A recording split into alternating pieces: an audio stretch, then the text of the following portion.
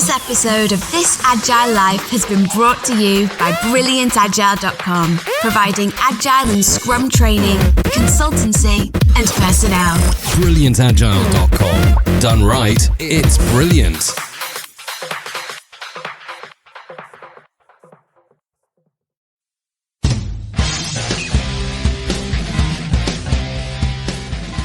Recorded on Tuesday, November 3rd, 2013 in St. Louis, Missouri.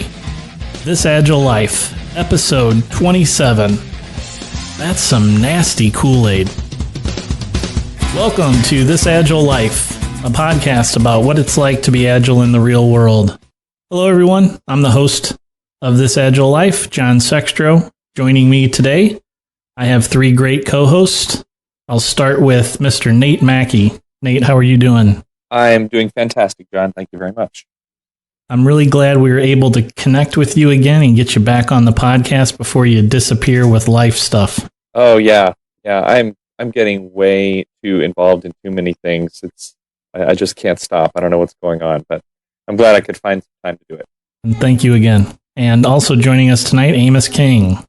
Hey, John. I'm having a probably the best Tuesday of my life today.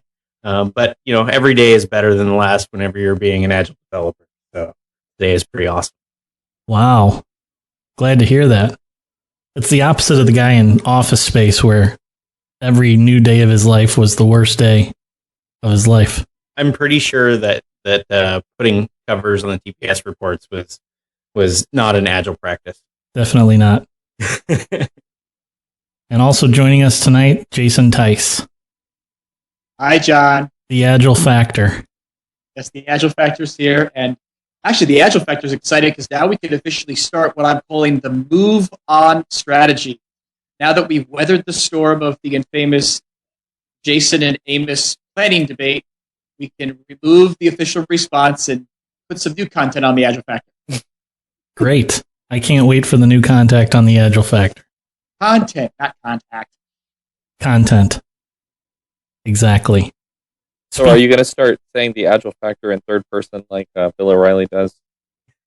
The factor thing. You weren't here the last time. We got the finger going on. We got everything. We might even talk about who gets to give the last word tonight on a few topics. Oh, nice. Only to realize it doesn't matter. Should it be the Agile refactor? Ooh. Oh, man. See, now I got to go get the domain name Oh, and make a ton of nailed it. dice. You better hurry up, and it'll be the point counterpoint. It'll be the Agile Factor versus the Agile Refactor. I'm doing it now. You better hurry, Tice. You can hear my keyboard going away like crazy. Hey, miss, go for it. I value it. As I said when we talked about the Agile Factor, imitation is the most sincere form of flattery. Thank you. Amos, you are not allowed to type during the podcast. I'm sorry. Oh, come on. So, John, this podcast needs structure. What are we doing tonight? Actually, we did some planning and some preparation work. Kind of unusual for this Agile Life. I cannot believe who condoned that activity? Yeah, we all did. Well, Nate maybe. Nate came up with the idea to talk about product owners. Yeah, I've been wanting to do this for a long time. And as I was driving home tonight, Nate, I was thinking about product owners and discussing this on the podcast with you guys this evening.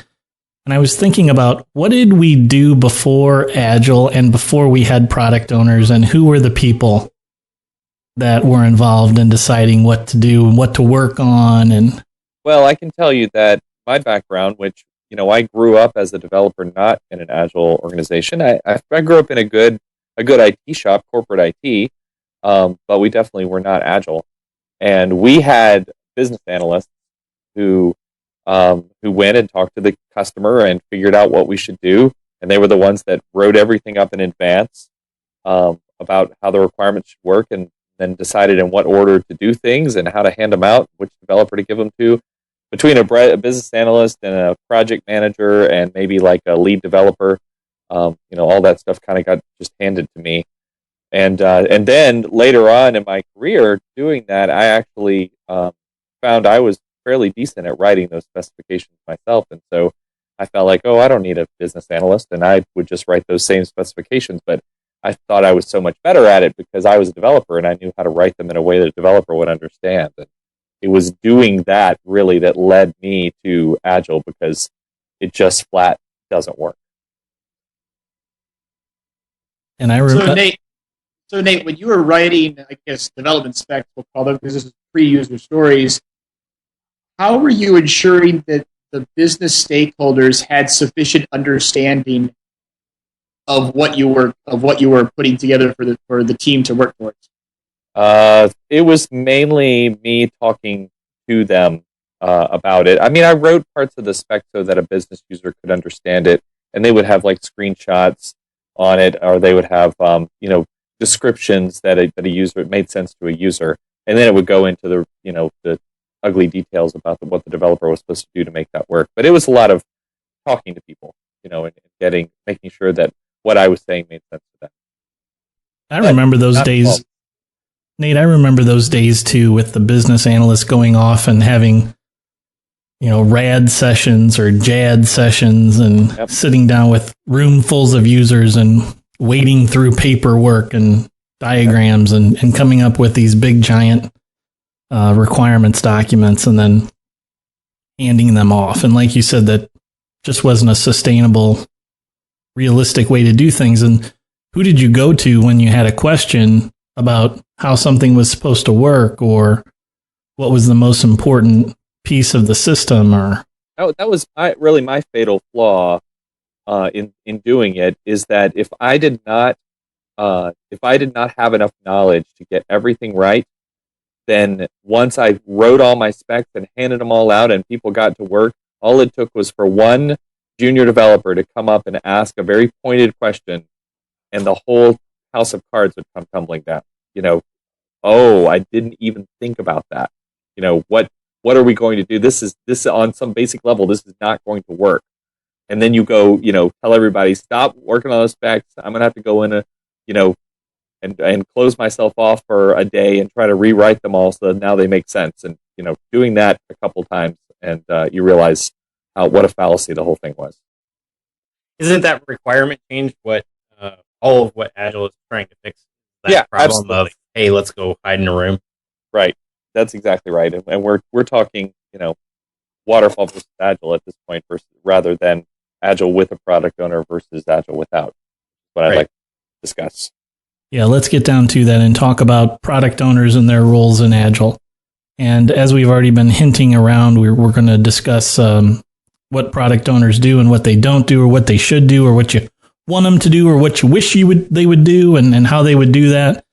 So in Agile, some teams have what we call the product owner, which is the person who is the domain expert for the project, or is sometimes the person who's paying for the project, maybe on smaller projects, but is typically that one single person you go to and talk to and work with to collaborate on the project, to determine what's the most important thing to work on and how to go about working on it. And they're the person who's in your demo, right? So this is the sort of thing we're going to talk about with our product owner.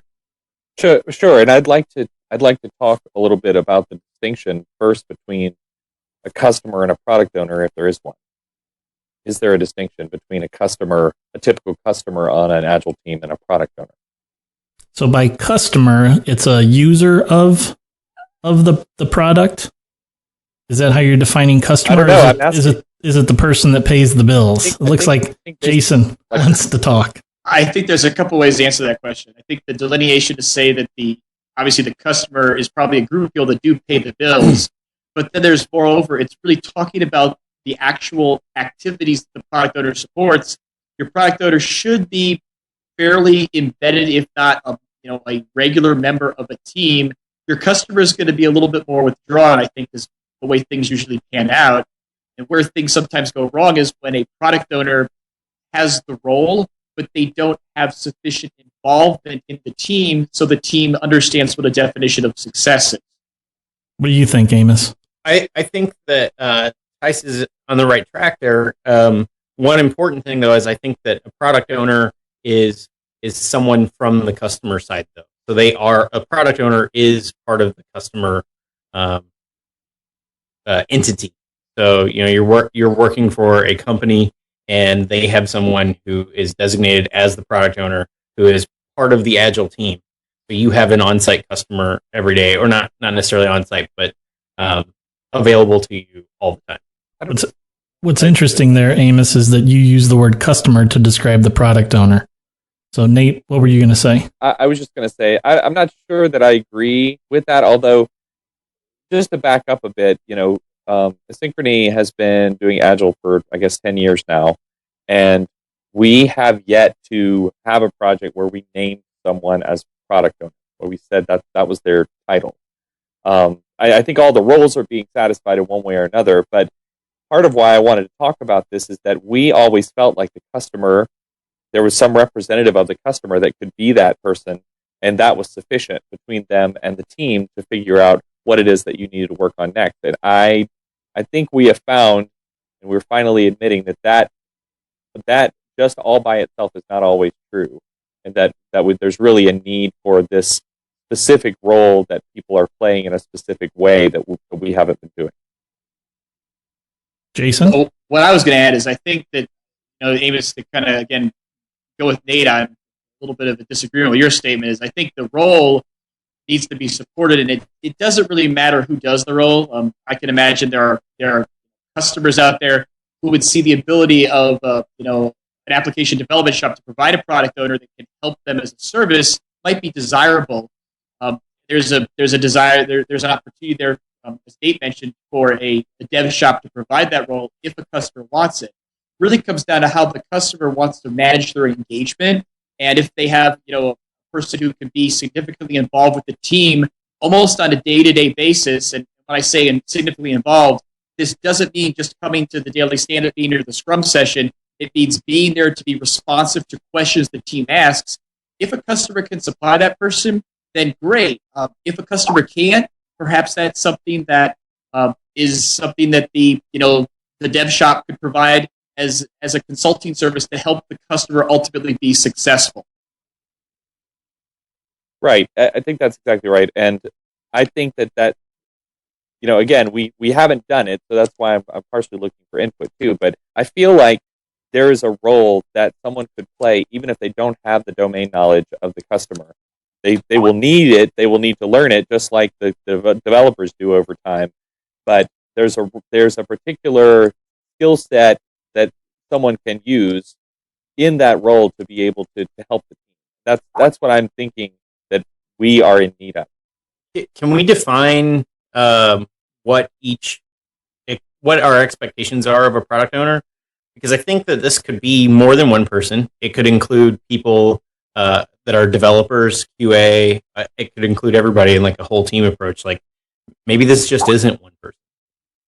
So here's the situation that I see that keeps happening. We get a customer on board, and the customer may not have a whole lot of experience with software development. It tends to be worse when this happens. So the customer knows they want a software product, knows that what they like, but they don't really understand how software is developed. And what tends to happen is you say, "All right, customer," and if you're in a good situation where you've said, "Okay, we're doing this Agile," you've put a bucket of money together, and we've sold them on the idea we're going to do the most important stuff first. Well, the problem is that the customer doesn't really understand what that means, to do the most important stuff first. And so to them, a lot of times everything is important, especially if it's a new product and they've got this whole list of things that they think everything's got to do this. This has to work completely. What I have seen happen, this pattern I've seen that we get into, is we start on one thing, and maybe it's a perfectly legitimate thing to start on. Maybe it's hard, or maybe it's just the first thing that you get to, or it's the core of the system, or whatever it is. But then you tend to just grind into that on and on until the customer is completely satisfied, which is great. And the development team is all for that. Okay, you want to move this field over here. Okay, you want to add another field. And you keep going and you grind through that. And then all of a sudden you're halfway through the money, and you've only gotten a tenth of the functionality done. So you got your login screen. Right. And if somebody had been there who understood how the development process works and how to talk the customer through to, what how to prioritize and how to do the most important stuff first, so you don't waste their money. I think we would have avoided a lot of problems. The piece that I wanted to add to what Nate said is, everything we're talking about here, Agile is hard. We talk about chaos theory. It's hard to do, and sometimes, to what Nate said, if you're in the heat of development, you're building a login screen, it's hard to build. You lose track of the overall business value that you're contributing to the project. Right. And really, what the product owner needs to be there is an advocate for both the business as well as the team to say that, okay, we've been working on this login screen for four sprints now. Is it really time to move on and say there's other features that we need to get done as part of the project to ensure we deliver the desired business value and really help to ensure that everybody remains focused on what needs to get done? And I think what Nate's saying is sometimes in the heat of development, when that role is not actively staffed and properly supported, it's easy to lose track of, is the code I'm working on at this very moment, is it delivering significant business value in the eyes of my customer? I think in the specific case of when you're providing a service to a client, there's some amount of responsibility that you have as the experts in software development to bring some of these things to the table. And you wouldn't necessarily expect that those folks are going to, at the business that is purchasing your service, is going to have that. And I know you understand that that's something that you need to do, but there are some very specific things that I think need to be addressed in some way on a project. And those are, you need somebody who's going to be responsible for defining the product vision, who's going to be the holder of that product vision, who's going to help convey that to the team and to the developers and everyone involved. And you need that person to help with defining a release plan, and then finally backlog prioritization. Those are my 3 keys for a product owner. Now, it doesn't need to all manifest in a single person. It can be spread out across people, but I think you need to have all of those things satisfied in one way or another on a project.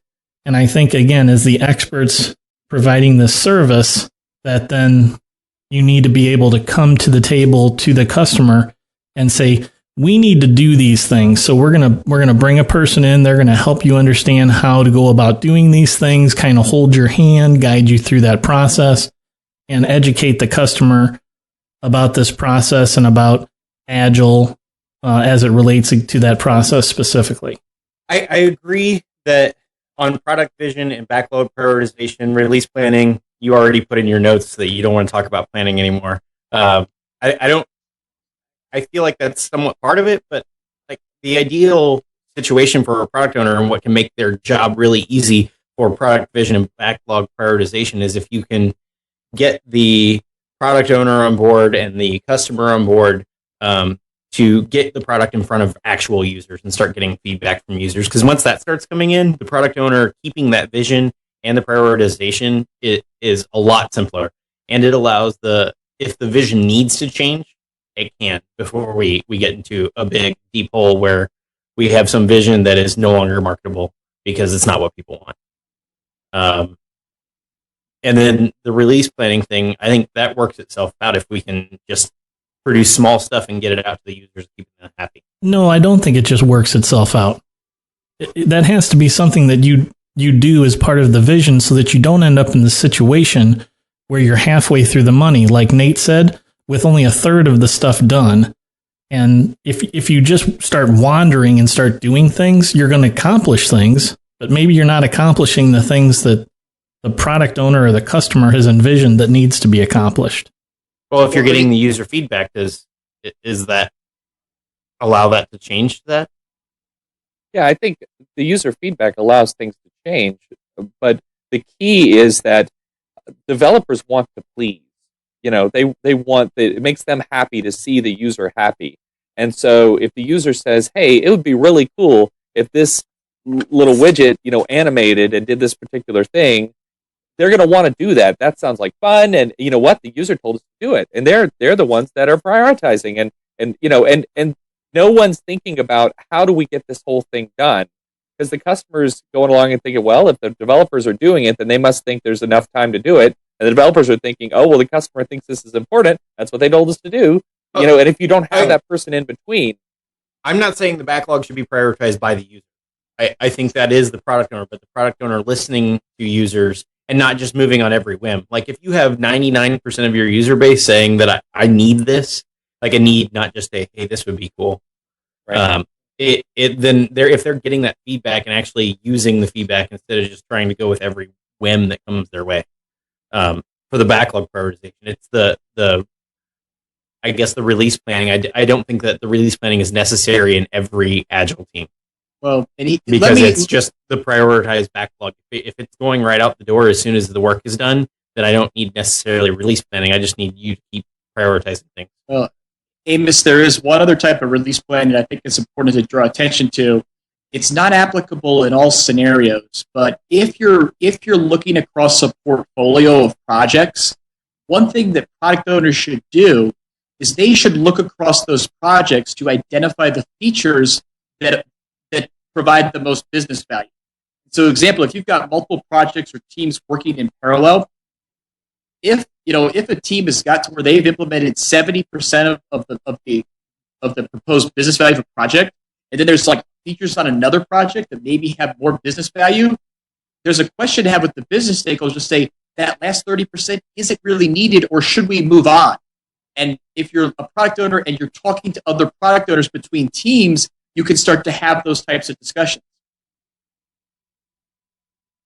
And really what that boils down to is saying that, you start a project, you do a release plan, you have the greatest intentions, you think you need all these features and stories, but maybe as you go along, you realize that you've got to the point where you've achieved enough business value that you can actually move on to another project. Yeah, and that seems like a great thing for the product owner to do, is help quantify business value. And to clarify, that example is more relevant, I'll say, probably for corporate IT, where you've got a portfolio of projects and you've got a more of a set staff of developers that's kind of split between those projects. So if you're doing an application development model, that's probably not applicable, but there are a lot of people out there who are looking at how to best manage a portfolio, where the question is, as you get towards the end of a project, ask yourself, is the last 20% the most important thing you could be developing right now, or are there some newer projects whereby if you focus development onto those newer projects, you can achieve more business value faster? I think in the example you were giving, Nate, the best solution for you and your guys is some sort of a concept of a proxy product owner, where it's probably a technical person and maybe is a technical lead or a senior developer who has some really solid communication skills that can spend some time with the customer and possibly on the customer's or on the client's work site. Spend some time understanding things about the vision, understanding what the timelines are, helping come up with some release planning, and then be that person close to the team, sitting with the team on a regular basis, on a daily basis, to try to answer questions, or at least be the conduit by which questions can be answered directly from the customers in a quick way, that there's some sort of a conduit that person has directly to a counterpart at the client's site or the customer's site, who can turn around and get answers as necessary. That was one of the things I was kind of doing there on some projects I was working on. What do you think about that, Nate? Yeah, I'm just wondering. I mean, that sounds good, and I think that sounds like the kind of thing I'm thinking of. I'm wondering if there's any reason, and I don't know, if there's any reason why that person should not also be a developer. Does it need to be that person who's serving that role is not in the code? What do you think, Amos? I don't think that it necessarily matters if that person is in the code or not, as long as they're not making technical code-based decisions. But I want someone. That's the important thing to me. Is I want somebody who can make a decision. If I call up the product owner and say, "Hey, we have choices between this and this," then I want them to be able to make that decision and be empowered by the customer to make that decision. that's why I think that they're kind of important, that they're part of the customer, or at least so trusted by the customer that they can make those decisions. Jason, what do you think? I think it's a function of the scope of the project, but to stay, if you're in a dynamically changing business environment, it can be a full-time job to keep track of what all the different stakeholders are doing. So I think this idea of having a product owner that spends a lot of time in the code base brings with it some risk that the product owner might lose track of the big picture. So if there's a safeguard against it, that's fine, but it's also a function of how complex the overall environment is. So I think that that's going to be a case-by-case basis. I've personally seen it done successfully, where the product owner has been a day-to-day developer and the team's been successful, and I've also seen it fail, where the product owner was simply trying to do too much to the point that they were not effective at the product owner role. Yeah, I mean, that's a real problem. If the product owner loses focus on the bigger vision and gets, sharply focused in on something that could be detrimental. What do you think, Nate?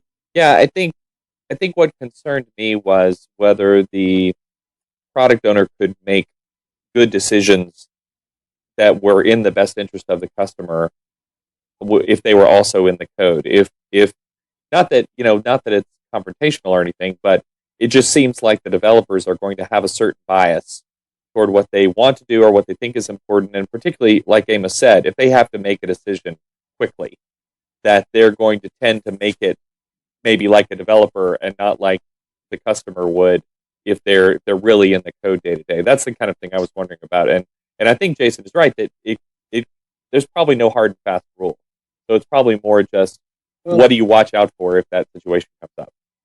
And knowing we have a plan for our discussion here, it seems, but the one thing that we've been kind of kicking around here, as we've talked about product owner role activities, but we haven't talked about, and I'll put a stake in the ground and say that, number one responsibility of product owner is to manage and build relationships with the business stakeholders that are responsible for sponsoring the team's work. And that takes time.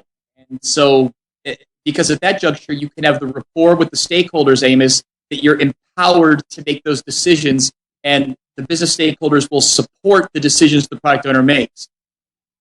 If you can, be coding with the team and build relationships and track the changing business requirements and do all of that and be successful, that's awesome. But again, there's a lot of specific activities that I think an effective product owner needs to do that will have a tendency to take the product owner further and further away from the team. Maybe and maybe not, because I think of the quintessential product owner in my mind is Steve Jobs. He's a guy that was, if you think about the development of the iPhone, and if you can imagine how that process went, I'm sure he had lots of people that were saying, the phone should do this and the phone should do that. And Steve Jobs, as the product owner for the iPhone, was very clear to say, I want it to do this. I hear what you're saying. I know that you want this, that, and the other thing, but that's not what we're doing right now. We're going to build the phone. It's going to do these key things. And then we'll think about this other stuff further down the road, sort of in the mindset of minimal marketable features, right? I think Steve was very focused on delivering that very first iPhone with a set of minimal marketable features. And I think was evidenced by the fact that there weren't things like an app store initially, and there were a lot of things that the phone didn't have. Sound quality. But it was, if that had been something that was developed by committee, which was the thing I was trying to think of saying before, where it's a development or a product ownership by committee, it's all of these compromises that happen rather than one person having a very sharp focus on what they want and then driving a team to deliver on those things. So I'm currently in an environment where we have 15 different groups that are product owner, I'll say. And how do you reconcile that? And these are big groups, not just little entities that bring a lot of money. So how how does a product owner take charge and say, this is what I want, I have this vision, and we're moving forward toward it, but still manage 15 different groups' expectations? So I'll give you some ideas. I think I have a similar situation. Amos, I have a bunch of people in a business that all have strong opinions about what they want. And the way that we've controlled it is to take one person and say, you're the product owner. You're the number one product owner. You're the guy that makes the decisions. One of the key points that you mentioned about product ownership, Amos, was that product owner needs to synthesize what's going on in terms of the business domain and the folks that are going to be using the system, and then make the tough decisions to determine what's going to be the most important things.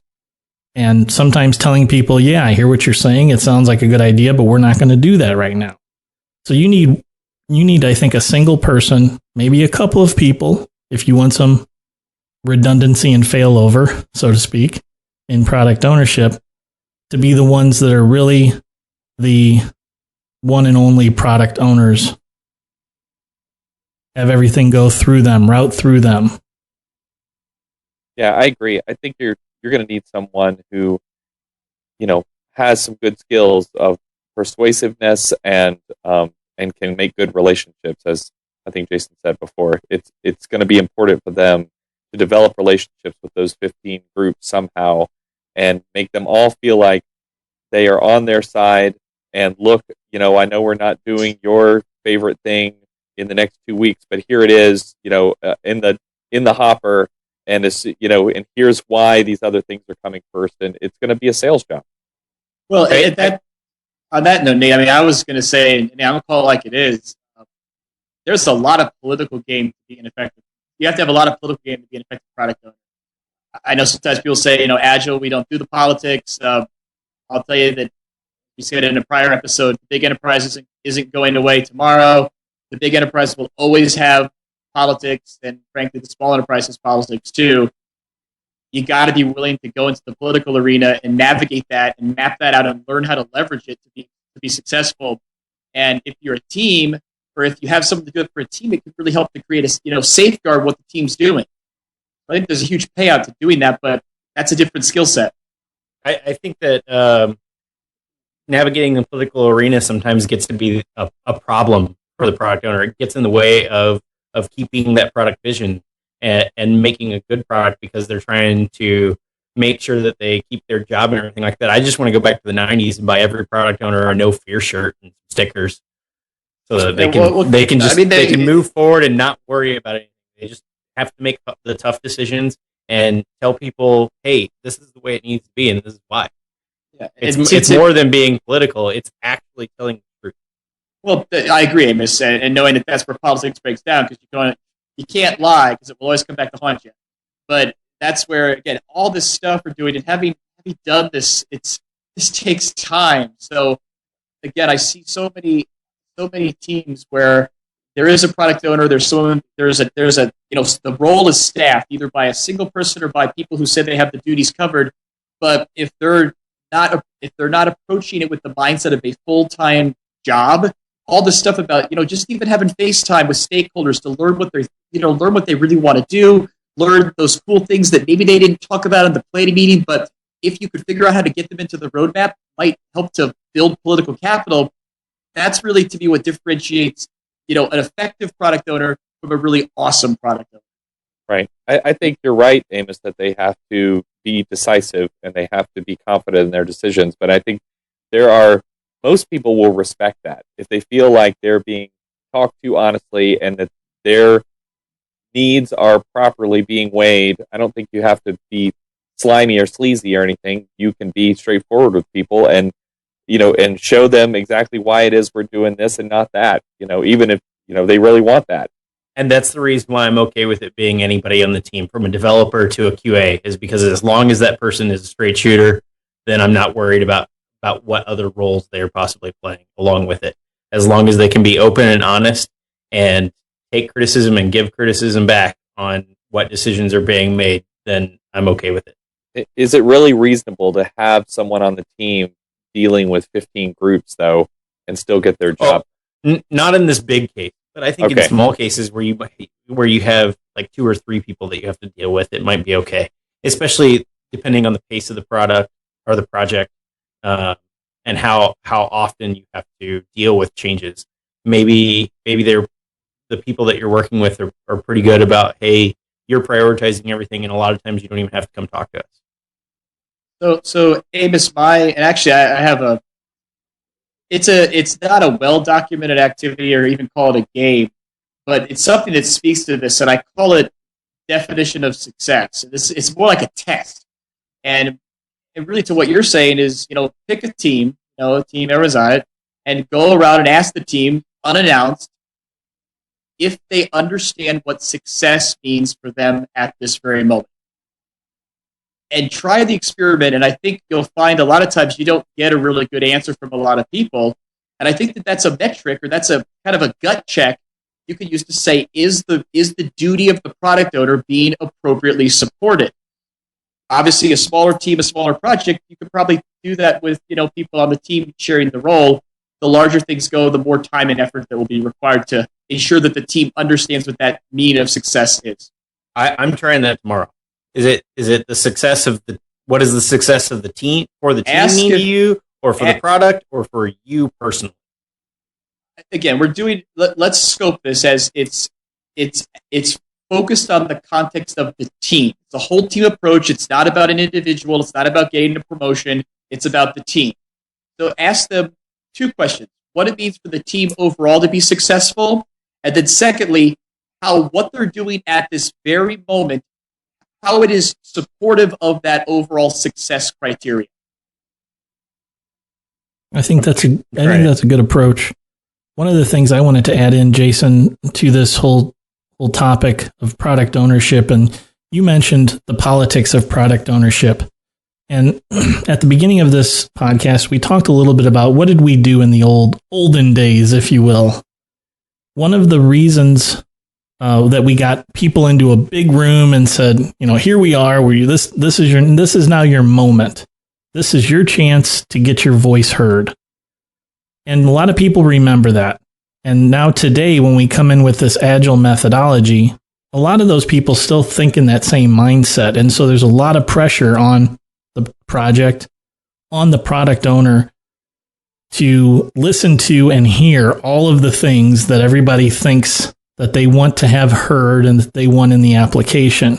But we have this great power through Agile to demonstrate the ability to deliver meaningful bits of work to the customer. As you can start to deliver those small increments of work into production, get working code out there and show people that the project is going to continuously deliver, then those folks kind of back off from some of those positions, and they are comfortable with the product owner saying, hey, we'll put it in the backlog. If we get time, we'll work on it. We'll try and prioritize it. And a lot of people kind of back off and give the product owner some room to navigate and make the decisions that he needs to make for the project to be successful.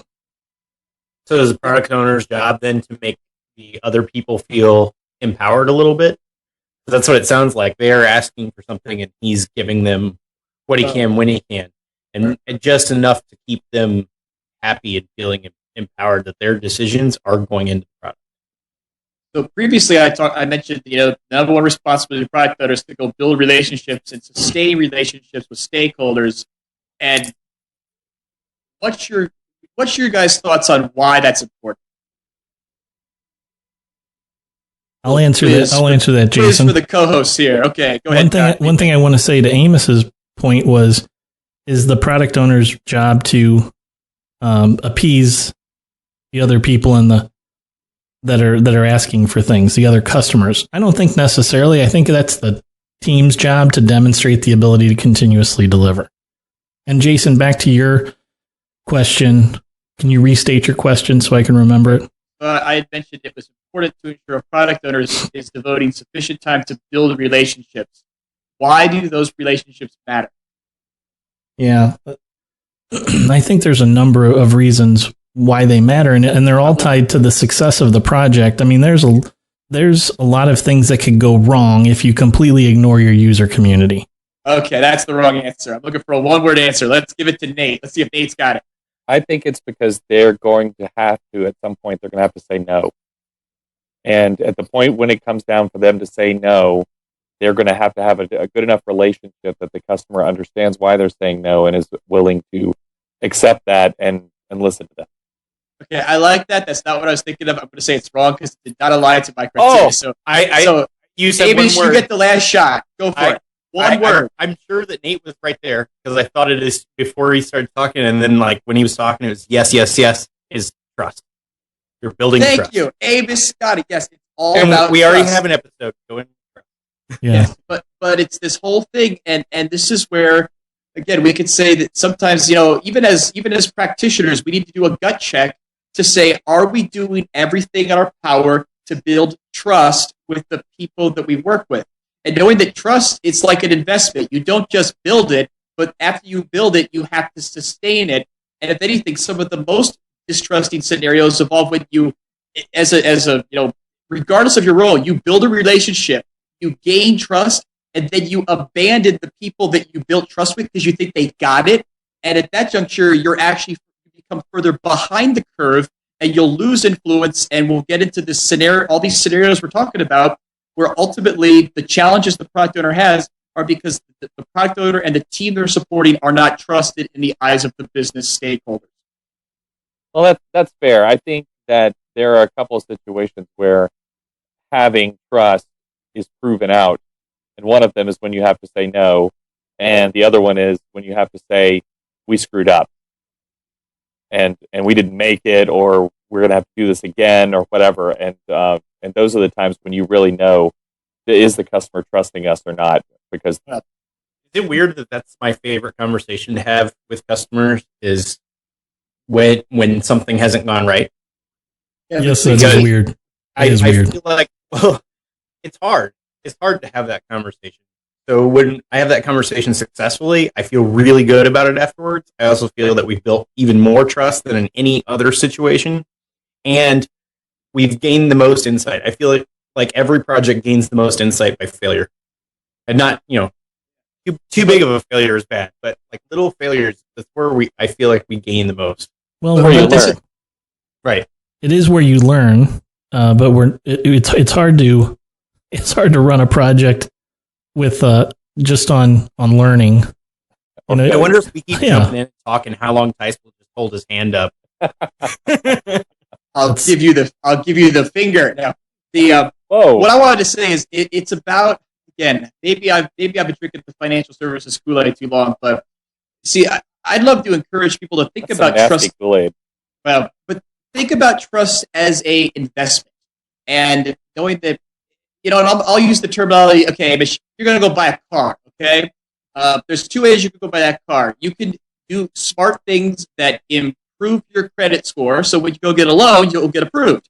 Or you could go run up a bunch of credit card debt and not default on your loans, and then good luck trying to get that loan. So I think if there's a strong wait, there's a third way. Pay cash, or a fourth way, go steal a car. Okay, there's lots of ways. But again, back to the story. All too often, I think teams miss the opportunity to invest in building relationships that sustain trust with stakeholders, whereby when you have to have that crucial conversation about, oh my gosh, something broke, you have some credit built up that the product owner and the team are trusted with whatever solution they propose to overcome that challenge. One thing that I hear that trust is important to have the conversation. Yes. Having that conversation, Amos said that's his favorite thing to do. Hopefully, if you have a product owner who's there, who's present with you, who's engaged with you, there's very little to have a conversation about, because that product owner should be living with you and experiencing exactly what is going on, so that there's no surprise that something is off track, so that you're not going to make, quote unquote, make a date. That the product owner is responsible for being there, I think, and participating in that fully, And then the conversation, there's very little bit of a conversation to have. It's like, yeah, we're here. This happened. And the product owner is part of that, knows that going in. No flyby product owner. Yeah. Good. Well, it's funny, actually. One thing I wrote in the notes here is it was at the Deep Agile conference a week ago.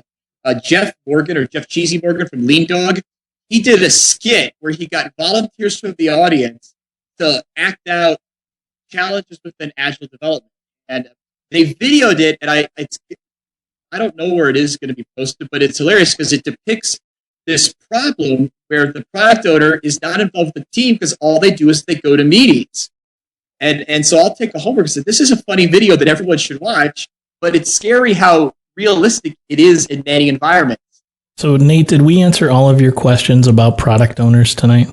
I think so. I think that was pretty helpful. Trying to kind of figure out how to do it, and I think I'm still on the line for how do we get somebody ready to do that. What do we do, and if it's a role and not a person on the project, what's the right way to choose who has that role? But I think that was very helpful. I think down to a single individual, if it does come down to a single individual, that person may very well be the most important person to the project, to the point where if that person disappeared or won the lottery or something like that, that could cause the greatest amount of detriment to the project. That person is, as I envision it, has a great deal of responsibility with holding the product vision and helping prioritize things and being that conduit into the business for everything that you need from the business to do the work you need to do. That's just a very critical, crucial role. So it's something that we shouldn't take lightly. Yes. Yes, Jason. I was saying, John, I want to challenge that because that statement, which actually I'll admit I agree with, if you listen to what you said, it's very un-agile because it talks about having a person who could be a single point of failure. In some contexts, he could be considered, or he or she could be considered a hero, the person that saves the day by figuring out what to do. And many of those are anti-patterns that we coach against. So how do you have a product owner that doesn't become the hero, that can take a vacation, and the team can still be successful? Yeah, I had an approach for that I mentioned as we were speaking, and that is to have it actually be more than one person. So maybe you have two people that pair up and do kind of a two in the box sort of thing where those people go to all the meetings together. I mean, it's a big commitment. It's a big commitment for a business to commit a single person, let alone two people. But I think you commit two people, they partner and they participate as kind of a single entity. But that way, when somebody has to take vacation or go to another meeting or deal with a sick family member, et cetera, there's somebody else that can kind of step in as their second lieutenant and come in and take over for them. What I wanted to add to that, John, is that I think in a lot of contexts, I don't know who to blame for this one, but I think the product owner role is the value and impact of it is miscommunicated to various business stakeholders. And it's seen as this kind of person that, helps the team to figure out what to do. And well, it's important about building. The message that I don't hear get communicated enough that I think would resonate well is talking about how the product owner is there to mitigate delivery risks. So we want to develop software. This is a person who is here to safeguard the business interests and ensure that the software that's developed aligns to the needs of the business. And I don't ever hear people talking about risk mitigation as part of the product owner role, but again, I'll put it up there as probably the number 2 thing that the product owner should do after they focus on building relationships. One of my points that I put into the discussion document for tonight was this idea of, I don't know if this is my idea or if I heard this somewhere else, I'm sure it wasn't my unique idea, but that the commitment by the business to pony up a product owner is actually like a litmus test for how invested they actually are in that project. If they can't commit a product owner to a project, then they're not really committed to executing the project. We're back to product owner, customer position. Yeah, in that case, yes. And I kind of agree with that. I feel like whenever I've had product owners that have not been part of the customer, and it's been taken on more as a team role, sometimes the team gets to a point where, and I think that the title of it, product owner, is the problem here, is that it's this guy's, not mine, it's him. He's the owner, he's the product owner, the chief, he makes all decisions, and we just stand back and let it happen. And I've seen that tendency on a lot of teams that haven't been doing agile development for a long period of time. Well, guys, let's wrap up. And I think it's been a good discussion about product owners. So we can talk about this more another time, but I think tonight we're out of time and we'll go and do our picks. Does anybody have a last word? I know that there was some deep teasing that the Agile Factor was going to have a closing. Well, the Agile Factor was, so whoever structured the discussion threw a talking point about what it takes to be a good one. And I think that there again, as I mentioned, I think I've seen some product owners that I think probably need some coaching. I've seen some product owners that are effective, and I've seen some product owners that I will say are truly awesome. What the awesome ones are doing is they're using techniques like innovation games to really draw in stakeholders and help people and get more input about what needs to go into a product for it to be successful. And I guess to kind of summarize everything we talked tonight is all that stuff, not development. It takes time, but the ultimate benefit it provides is building relationships that can sustain trust. You heard it right here, folks, from the Agile Factor. Thank you, John, for the shameless plug. All right, let's go to the picks. Who would like to go first tonight? How about Jason? All right. So I have 3 tonight. So very much from out of the Deep Agile Conference up in New England a couple weeks ago, and I'm going to butcher a name pronunciation here, which is embarrassing.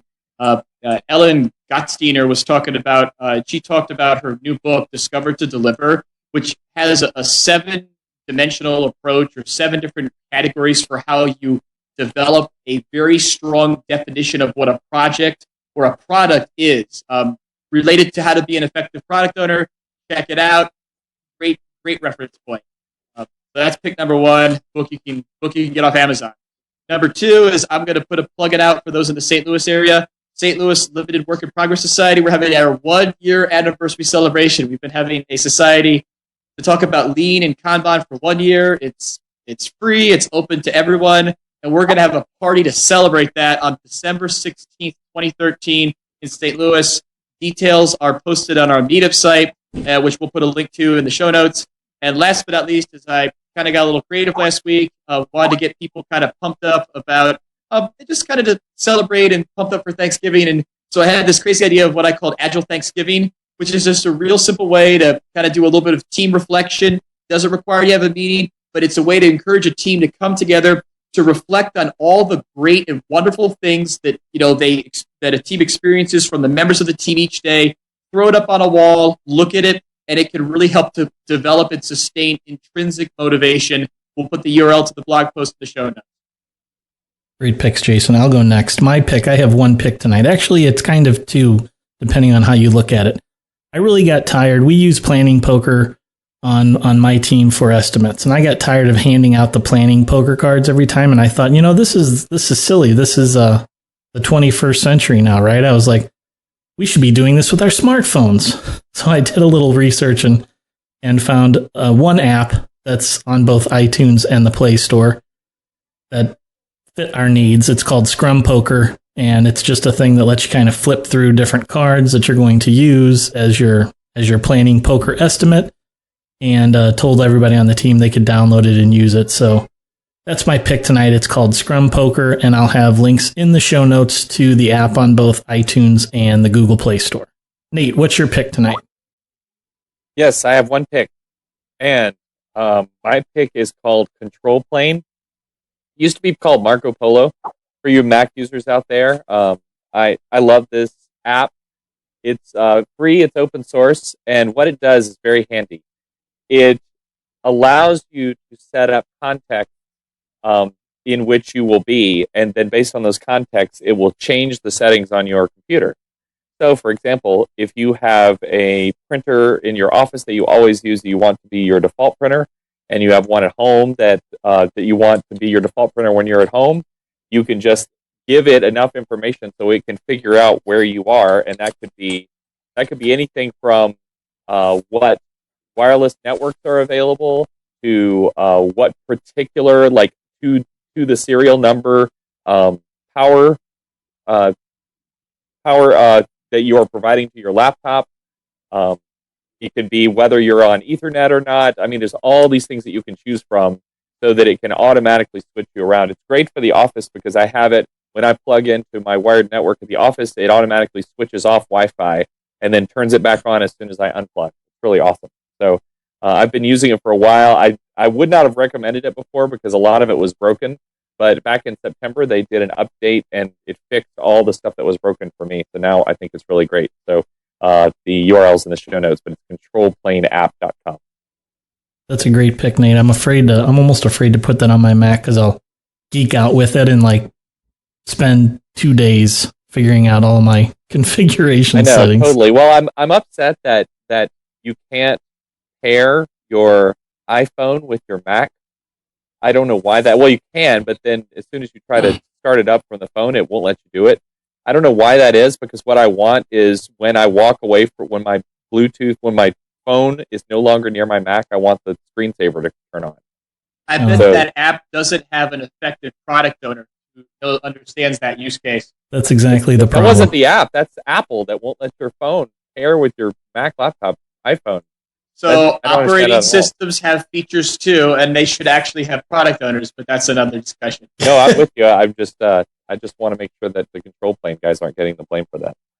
All right, and last but not least, Amos King, what are your picks? All right, I kind of went with an app like Nate did. So I quit commuting a while back, and I think everybody kind of knows that. But because of that, I don't get time to listen to my podcast anymore. Going from a 2-hour drive to a 3-minute drive kind of kills that. So I found Speed Up. It's just 99 cents on iTunes, and it allows you to speed up the playing of anything that is a podcast in iTunes. It is really nice, and I didn't have to spend a bunch of money to go buy some other player. I still haven't found the killer feature in any other player to skip out of iTunes, even though a lot of people hate it. My second pick is Standing. So I've been standing for like a little bit last week and this week, so about a week worth of work time now, and it's been pretty fantastic on my back and my health. Now I just need to find a pair of shoes that make my feet not hurt while I'm standing all day. You need to do yoga. There's no such thing as a pair of shoes that will keep your feet from hurting from standing all day. I'm thinking of just figuring out how to take my shoes off and stand well enough without shoes. Yeah. Go barefoot. That's my preference, is standing without shoes. I've been standing Agile yoga for years. And then last is Financial Peace University from Dave Ramsey. I had to put this in there because we talked about buying a car with a loan tonight, and it's been quite a few years since I've even had a credit card or anything like that. I don't do anything on credit, and it has been fantastic. I found out that if you go buy a car at the last day of the month and the last day of quarter, and you use cash, you can get it at way cheaper price than you can with any loan. So Financial Peace University, good way. Live like no one else so that you can live like no one else. All right, guys, that was great picks. I have one last little commercial that I want to do for the This Agile Life podcast. We've recently created a private community on Google+, and we want to invite you all to continue this discussion with us there on our private Google+ community. Come on out there and sign up for the private Google+ community. You'll be able to interact with the hosts of the show. You'll be able to help us decide on future topics for the show. and you'll be able to engage with us in our lighthearted tomfoolery that we demonstrate on the podcast every week. So you can check that out by going to our website, by going to thisagilelife.com, and by clicking on the Join the Community link in the menu bar. We'd love to have you join our community, and we'll be inviting all the past guests from our shows and all of the co-hosts of This Agile Life to participate in that community and to share our thoughts and ideas with you out on our community. So guys, that's all we have time for today. I'd like to thank my co-hosts for joining me and give them a chance to tell you where you all can find out more about them on the internet. Amos, where can folks find you? I can be found on GitHub and Twitter at adtron80kron, and as always, my crappy website, dirtyinformation.com. Great. Nate, where can folks find you on the internet? I am on Twitter at Nate Mackey, Natemckie, and I occasionally post on our company's blog, blog.asynchrony.com, ASYNCHRONY. Mr. Agile Factor, where can people find you? You can find the one and only Agile Factor at theagilefactor.com or on Twitter at theagilefactor.